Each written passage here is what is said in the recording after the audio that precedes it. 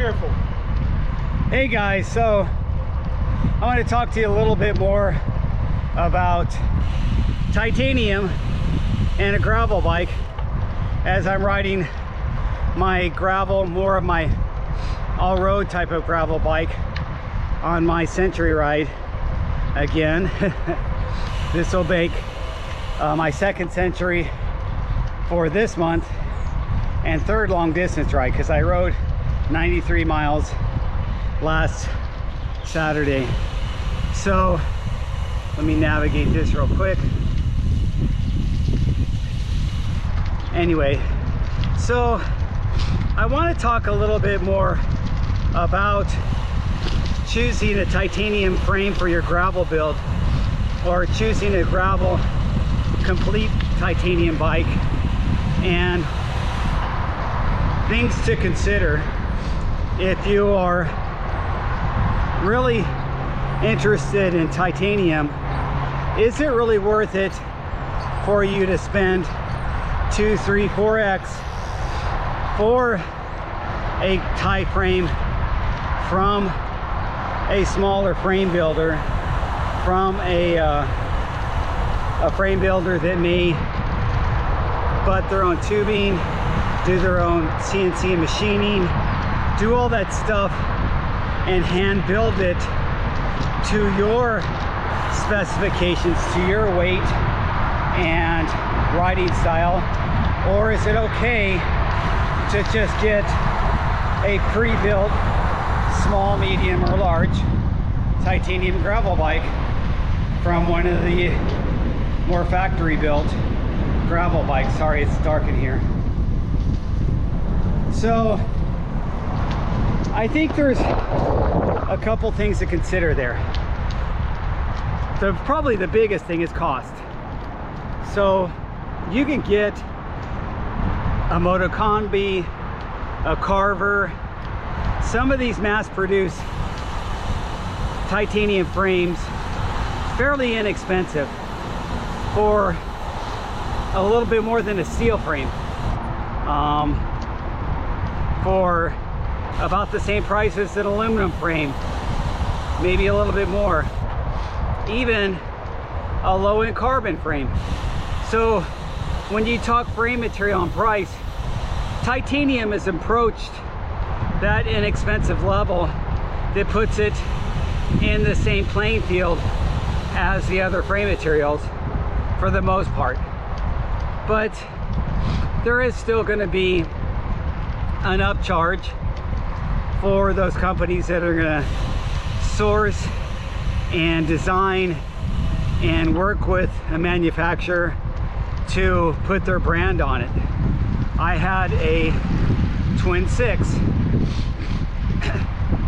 Now they're made in Taiwan, and Twin 6 worked on the design, the build.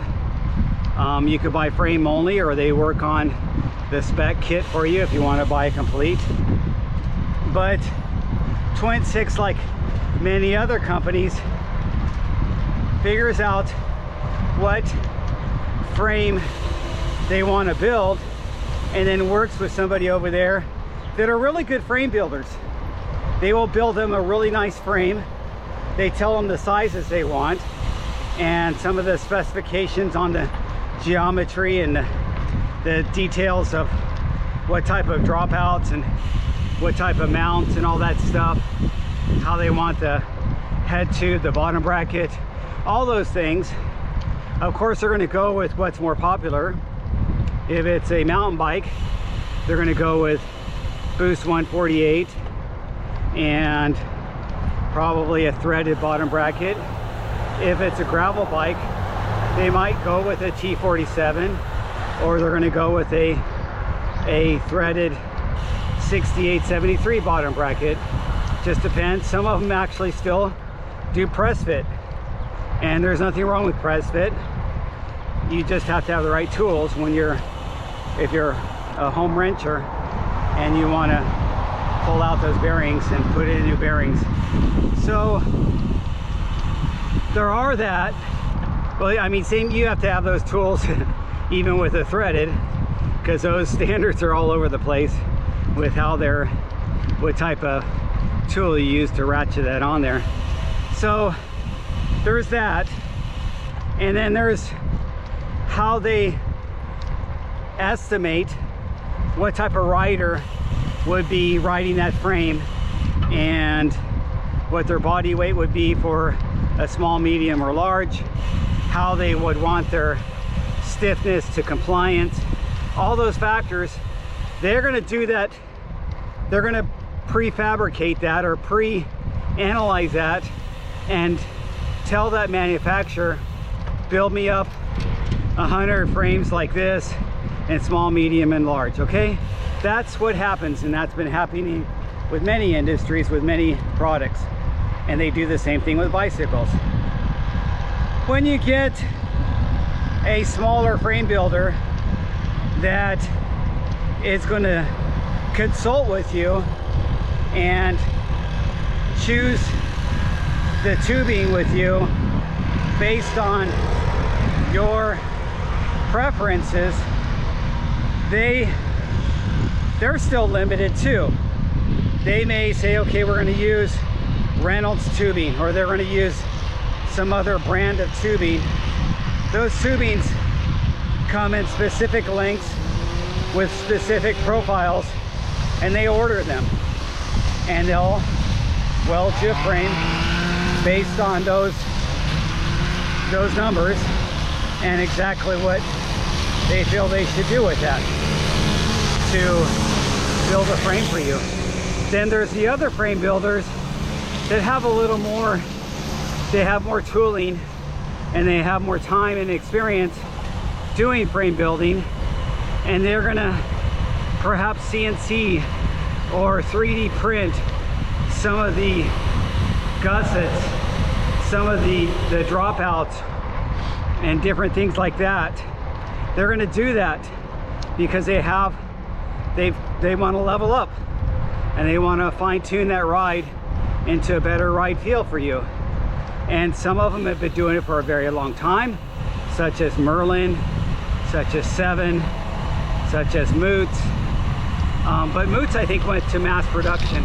I don't think they have custom anymore, but they used to do custom. Lightspeed, Linsky, they may have standards, but I think they also offer custom too. It just depends. You have to do your homework and decide what brand you want to research and talk to those people.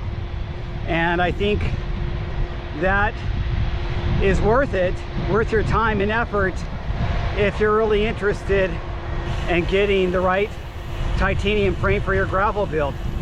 Why wouldn't you invest that time into a bike that you're going to go 100-mile rides on, or you're going to go multi-day camping rides, or different types? You're going to do some stagecoach or some of the epic events on. So put the time in, or you could just buy something complete and go with it, and you could still micro adjust and get the feel out of a complete with the way you adjust your handlebars, the way you adjust your seat, different things like that, your crank arm length, your stem length, your different, I mean, the way where you put your hoods on your handlebars. You could go and get it fitting you better just with something off the shelf, if you will.